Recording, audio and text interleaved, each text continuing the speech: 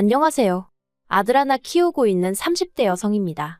오늘 제가 이렇게 펜을 들게 된 건 이렇게 표현하고 싶진 않지만 산후 우울증을 핑계 삼아 제 인생까지 좀먹고 있는 신우 때문이고요. 시댁 식구들은 너나 할 것 없이 제가 신보가 고약하다고 하지만 저는 저부터 살고 봐야겠다는 생각에 그런 욕을 하든 말든 이제 제가 하고 싶은 대로 하는 중인데 정말이지 어디서부터 어떻게 이야기를 해야 하나 싶네요. 신우가 제가 이렇게 얘기를 하고 다닌 걸 알게 될까봐 걱정이 되기도 하고요. 아무튼 한번 시작해 보겠습니다. 남편하고는 지인의 소개로 만났고 당시 남편은 저와 마찬가지로 직장을 다니는 평범한 회사원이었어요. 다만 차이가 있다면 저는 9시에 출근해 5시에 퇴근하는 비교적 고정적이고 안정된 스케줄이었는데 남편은 걸핏하면 야근을 하기도 했고 외근이나 출장이 잦은 편이었죠. 그래서 연애하는 동안 일주일에 한두 번 만나 데이트를 한 게 전부였고 그렇다 보니 시댁 식구들이 어떤 사람들인지 그런 걸 파악할 여유 같은 건 없었어요. 어쩌다 만나니 서로만 바라보기도 바빴으니까요. 참고로 저희 둘의 연애만 놓고 이야기하자면 정말 저희를 아는 주변 모든 사람들이 환상의 짝꿍이라고 불렀을 만큼 서로 대화도 잘 통하고 유머 코드도 잘 맞았어요. 오죽하면 저희끼리도 우리 전생의 쌍둥이였던 거 아니냐며 농담을 할 정도였다니까요. 결혼 이후 초반 몇 년 동안은 정말 비록 임신과 출산으로 지치고 힘들 때도 있긴 했지만 남편과의 사이는 어김없이 좋았습니다. 오히려 아이가 태어난 이후로는 서로에 대한 믿음이라던가 고마움이 더 깊어진 것 같기도 했죠. 그런데 이런 저희 결혼 생활에 잡음이 들려오기 시작한 건 생각지도 못한 한 사람, 신우 때문이었어요. 저희 신우는 남편보단 6살이 어렸고 남편과 제가 1살 차이였기에 저보다도 5살이 어려요. 하지만 대화를 나눠보면 내가 지금 어린애랑 대화를 나누는 건가 싶을 정도로 생각이 짧고 철이 없었죠. 그런데 문제는 이런 신우를 저희 남편도 그렇고 시부모님도 그렇고 막내라서 그렇다는 식으로 치부했다는 겁니다. 막내라서 철이 없다. 막내라서 뭘 모른다. 아니 막말로 막내라고 해도 저랑 남편이 결혼할 때 이미 28이었는걸요. 사실 저희 신우가 얼굴이 좀 예쁘장하게 생겼어요. 그리고 그 때문인지 남편 말로는 어려서부터 인기가 좋았다고 하더라고요. 신우도 자기가 이쁘장한 걸 알아서 대학교 갈 때까지도 모델을 하겠네, 스튜디오스를 하겠네, 나름대로 목표가 있었던 모양이에요. 그런데 사람 인생이 자기가 뜻한 대로 무조건 흘러가는 건 아니잖아요. 잘 안 됐거든요. 중학생 때까지도 키가 작은 편이 아니었는데 고등학교 때 딱 멈춰서는 163cm에서 끝난 거죠. 참고로 저는 신우보다 키가 작으니 키 가지고 신우 흠잡고 그러는 거 절대로 아닙니다.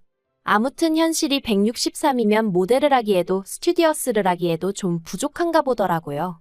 결국 한인형 가까이를 어영부영 까먹고 이제 24 넘어가면서는 갑자기 배우가 되겠다며 연기학원을 보내달라고 했다나 봐요. 그래서 시부모님이 그걸 또 뒷바라지 해주신다고 한 달에 100만 원씩 내주셨고 그렇게 또 한인형 까먹고 솔직히 남편한테 이 이야기를 듣는데 속 터진다는 게 이런 건가 싶더라니까요. 저희 시댁이 경제적으로 얼마나 여유가 있으면 모를까 그런 것도 아니거든요. 아, 그리고 결국 지풀에 지가 지쳤는지 누가 대놓고 뭐라 하지도 않았는데 못하겠다며 두 손 두 발 다 들더래요. 이후로는 아르바이트를 전전하며 살기 시작했고요. 그런데 그런 신우가 저희의 2돌쯤 지나갈 때 쇼킹한 이야기를 꺼내왔습니다. 임신을 했다는 거예요. 저를 포함한 모든 시댁 식구들이 신우에게 남자친구가 있다는 걸 알지 못했는데 뜬금없이 임신이라니. 특히나 어머님은 거의 뒤로 쓰러지실 뻔하셨죠. 이내 아버님이 애 아빠가 누구냐 물으니 신우가 아르바이트하는 식당 사장이랍니다. 신우보단 10살이 많았고요. 그리고 그날부터 저희 시댁은 완전히 초상집 분위기가 따로 없었습니다. 제가 비록 시부모님과 같이 살진 않았지만 이틀에 한 번꼴로 어머님과 통화를 하다 보니 어머님 목소리만 들어도 어느 정도 상황 파악을 할 수 있었거든요. 어머님께선 하루는 죽어도 이 결혼은 못 시킨다 하시다가 또 하루는 안 시키면 별 수 있냐 하셨다가 그리고 결국 자식 이기는 부모 없다고 신우랑 그 식당 사장이랑 결혼하는 걸 허락해 주셨지요. 그런데 그 둘이 결혼하고 얼마 안 가 신우가 애를 낳았는데 제가 남의 가정사를 정확히 알진 못하지만 신우와 심해부 사이에 뭔가 문제가 생긴 눈치였어요. 심해부가 어머님 아버님 그리고 저희 부부까지 다 있는 자리에서 신우에게 면박을 주는 일도 있었고 신우가 울면서 저희 남편에게 전화해 하소연을 하는 일도 잦아져만 갔거든요. 그리고 이내 시조카가 돌이 되기도 전에 이혼을 한 해 만에 소리가 나오더니 결국 돌잔치도 안 하고 이혼하대요. 정말이지 두 사람 사이에 무슨 일이 있었건 간에 옆에서 지켜보는데 어이가 없었습니다. 멀쩡한 아가씨 신세 망쳐놓고 애는 무슨 젠가 싶고 제가 신우랑 얼마나 사이가 가깝고 돈독했던 건 아니지만 그래도 심해부 뒤통수라도 한 대 딱 갈겨버리고 싶은 심정이었다니까요. 그런데 이후로 생각지도 못한 일이 벌어졌습니다. 신우의 이혼이 제 생활을 고달프게 만들었거든요. 시작은 신우의 우울증이었어요. 사실 우울증인지 뭔지 아무도 정확히 몰라요. 신우가 자기 스스로 자긴 우울증이다 하니까 그런가 보다 했던 거지. 솔직히 말이 나와서 말이지만 처음부터 지금까지 저는 신우가 의사라도 한번 만나서 정확하게 이야기를 들어봤으면 했는데 이런 이야기를 꺼내면 신우는 물론이고 다른 가족들도 저를 무슨 피도 눈물도 없는 사람 마냥 취급을 하더라고요. 아무튼 신우는 그렇게 우울증을 핑계로 이혼하고 얼마 지나지 않아 애를 내버려둔 채 집을 나갔습니다. 머릿속을 정리 좀 하고 오겠다는 문자 하나 덜렁 어머님과 저에게 남겨뒀는데 문제는 어머님은 건강이 좋지 않으셨고 그렇다 보니 졸지에 신우 애가 제 차지가 되었다는 거죠. 솔직히 상황 자체가 짜증은 났지만 그래 신우도 오죽 답답하면 그랬을까 싶어서 좋은 마음으로 애를 봐줬어요.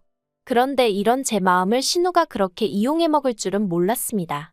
주말이 지나 집에 돌아온 신우는 이후로 주말만 되면 우울증을 핑계로 바람을 쐬고 싶단 핑계로 시조카를 저희 집에 맡기기 시작했으니까요. 이게 바로 호의가 반복되면 권리인 줄 안다는 건가. 아무리 좋은 쪽으로 생각하려고 해도 더는 안 되겠다 싶대요. 저도 사람인데 주말엔 밀린 집안일 좀 해놓고는 우리 가족끼리 시간을 보내고 싶었고 쉬고 싶었으니까요. 그래서 결국 반년 만에 신우한테 더는 시조카 데리고 오지 말라고 했어요. 나도 너무 힘들고 피곤하다고요. 그리고 이런 말까진 안 했지만 신우가 우울증이라곤 했어도 저한테 주말에 시조카를 맡기고 나면 룰루랄라 여기저기 잘 도다니는 눈치던걸요.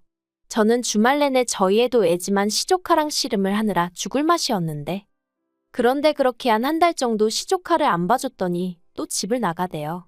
또 그놈의 문자 하나만 덜렁 남겨놓고는 물론 시부모님도 그렇고 저희 남편도 그렇고 난리가 났어요. 신우가 나쁜 마음이라도 먹으면 어떡하냐면서요. 그런데 웃긴 건 은근히 이렇게 된 게 저 때문이란 식으로 몰아가더라고요.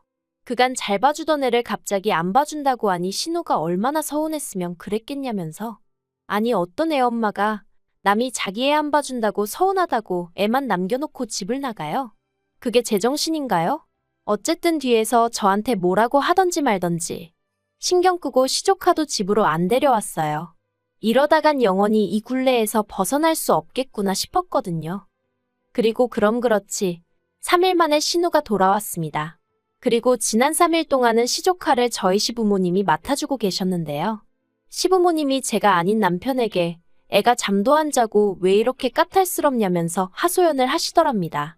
남편은 그 이야기를 전하면서 제가 조금이라도 시부모님한테 안타까운 마음을 갖길 바라는 눈치였는데 저는 거봐요. 힘드시죠? 이 생각뿐이었어요. 드디어 나를 좀 이해해 주시겠구나 하는 기대도 있었고요. 그런데 신우가 돌아오고 이틀 뒤인가 시부모님이 가족회의를 하자며 자리를 만드시더니 시조카를 앞으로 새 집이나 넣어서 돌아가며 봐주자는 말도 안 되는 얘기를 꺼내셨습니다. 평일 월 화수는 신우가 목금은 시부모님이 그리고 주말은 저희가 봐주라고요. 그래놓곤 어머님 아버님이 저더러 이러면 너도 불만 없지 하시는데 아니 애시당초 신우애는 신우가 키워야지. 황당하기 짝이 없었어요. 그래서 제가 불만이 왜 없냐고 저는 싫다고 했습니다. 어머님 아버님이 신우애를 봐주시건 말건 그건 제 알 바가 아니지만 저는 그렇게 못한다고요. 그러자 남편이 신우가 저렇게 힘들어하는데 가족끼리 좀 도와줄 수 있는 거 아니냐대요. 그래서 그러면 당신이 주말에 시조카 봐주라고 나는 우리 애들 데리고 친정에 가 있겠다 했습니다. 그러자 남편도 순간 얼빠진 표정을 짓더니 바로 태세 전환을 해서는 시부모님께 집사람이 못 본다고 하면 못 보는 거라며 손사래를 치는데 얼마나 어이가 없던지요. 그래서 결국 신우랑 시부모님이랑 두 집만 합심하여 시조카를 돌보게 되었는데 아주 그때부터 저희 부부한테 하루가 멀다 하고 전화를 해서는 너무 힘들다, 집 나가고 싶다, 못 키우겠다, 애 누구 줘버리고 싶다. 정말 엄마라는 사람이 저런 소리를 하는 게 말이 되나 싶을 정도로 아무 말이나 하더라고요. 그래도 눈 하나 깜짝 안 했어요. 저러고 사는 것도 자기들 팔자다 싶었고, 저는 저 나름대로 그 전에 할 만큼 했다 싶었기에 더는 애 보는 문제로 얽히기 싫었으니까요. 그런데 몇 달 지나서 황당한 이야기를 들었습니다. 신우가 또 임신을 했다는 거예요. 남자친구가 있는지도 몰랐는데 그렇게 애 보는 걸로 힘들다고 난리더니 무슨 애를 또 가졌다는 건지. 아무리 남편 여동생이라지만 한심하고 짜증도 나고. 그래서 어떻게 된 일이냐고 남편에게 물으니 이혼하고 얼마 지나지 않아서부터 원래 동네 친구처럼 지내던 남자랑 연애를 시작했답니다. 그리고 얼마 전부터 몸이 안 좋네 이상하네 그러더니 임신을 해서 그랬던 모양이라나요. 듣는 내내 기도 안 찼어요. 툭하면 임신부터 하는 것도 재주라면 재주인가 싶기도 하고 어이없단 생각밖에 안 들었죠. 게다가 얼마 후 시부모님이 꺼내신 이야기는 더 황당했습니다. 이제 신우도 새 출발을 해야 할 거 아니냐면서 앞으로 신우가 애를 보던 날은 제가 담당을 해야 할 것 같다는 거예요. 사람이 너무 기가 막히면 말이 안 나온다는 게 이런 건가 싶대요. 순간 정말 멍해지는 기분이었죠. 제가 가까스로 입을 떼곤 제가 왜요? 라고 물었습니다. 그러자 어머님이 저더러 그럼 앞날 창창한 네 신우가 평생 전 남편애나 키우면서 혼자 살아야 된다는 거냐고 물으시던데 제가 그런 뜻이 아니지 않냐 했어요. 막말로 심해부가 어디서 낳아온 애 신우한테 떠맡긴 것도 아니고 신우의 얘기도 아니 신우가 키우는 게 당연하지 않냐고요. 그리고 재혼을 하건 뭐라건 신우가 시조카 엄마라는 건 바뀌지 않는 사실인데 그럼 뭐 평생 어머님이랑 저랑 키우냐고 물었죠. 그러자 어머님께서 누가 평생이래냐? 애가 지 엄마 손 좀 덜 탈 때까지만 우리가 도와주자는 거라면서 저더러 그러지 말고 마음을 곱게 쓰라시는데 생각할수록 어이도 없고 기도 안 차고 아무튼 싫다고 했습니다. 신우가 잘 살기를 바라는 건 진심이지만 그렇다고 제가 시조카를 맡아주고 그런 건 죽어도 못한다 했죠. 그러자 이젠 아버님의 불호령이 떨어졌어요. 아버님께서는 저더러 집안 맏며느리가 돼서는 어째서 마음 씀씀이가 그 모양이냐며 저를 나무라셨거든요. 생각할수록 화가 나는 거예요. 그래서 더는 정말 안 되겠구나 싶어서 저희 집에 시조카를 데려다 놓으시던 어쩌시던 마음대로 하시라 했습니다. 그리곤 그날 저녁 저도 원래는 신우처럼 저희 애랑 문자 하나 덜렁 남편한테 남겨놓고 어디든 가버리려고 했어요. 그런데 아무리 그래도 저희 애가 무슨 잘못을 지었다고 그런 기억을 남겨주나 싶대요. 그래서 결국 남편한테 문자만 하나 남겨놓고 애 데리고 친정으로 향했습니다. 문자 내용은 당신 여동생이니 당신이 신우가 행복하다 느낄 때까지 시조카 잘 좀 챙겨줘라 그런 거였죠. 이후로 얼마 안 가 남편한테 전화 오고 난리가 났는데 안 받았어요. 그리고 그렇게 친정에 간 지 이틀째 되던 날 남편이 안 되겠다 싶었는지 저희 친정으로 찾아왔습니다. 그리고 친정 부모님은 이미 저에게 어느 정도 상황을 들어 알고 계셨거든요. 그래서 친정아버지께서 남편을 무척이나 나무라셨어요. 저를 시집 보낼 땐 저 잘 살라고 보낸 거지 모자란 신우 뒷바라지나 하라고 보낸 게 아니었다 하시면서요.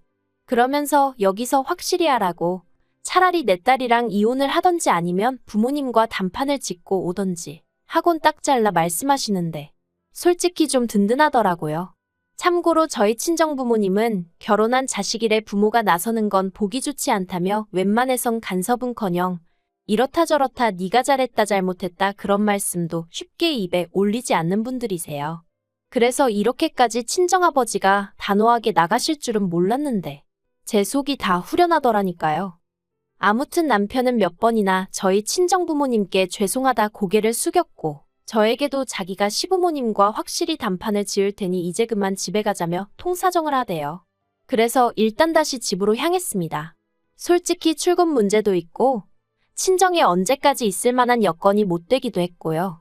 그리고 남편은 약속대로 제가 보는 앞에서 시부모님과 신우에게 차례로 전화를 걸어 앞으로 시조카 보는 일에 있어 우리 식구 끌어들이지 말라고 말을 했어요. 그러자 스피커 모드가 아니었음에도 불구하고 시부모님의 역정내는 소리와 신우의 질질짜는 울음소리가 고스란히 전해져 왔습니다.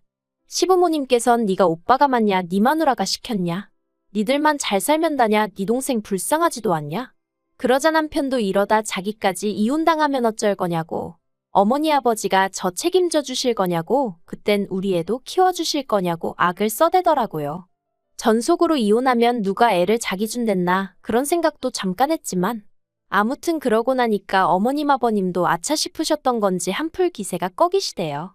그리고 신우는 뭐 오빠가 이러는 게 내 태교에 지금 얼마나 안 좋은 영향을 끼치는지 아냐 어쩌냐 하는데 남편이 그런 신우더러 너도 생각이란 걸 좀 하고 살라며 화를 냈어요. 그리고는 이런저런 말을 더 하긴 했는데 차마 여기에 적긴 좀 그렇고요. 아무튼 신우가 아주 대성통곡을 하고 난리도 아니었죠. 한편 남편 속이 어떤지는 몰라도 저희 집엔 평화가 찾아왔습니다.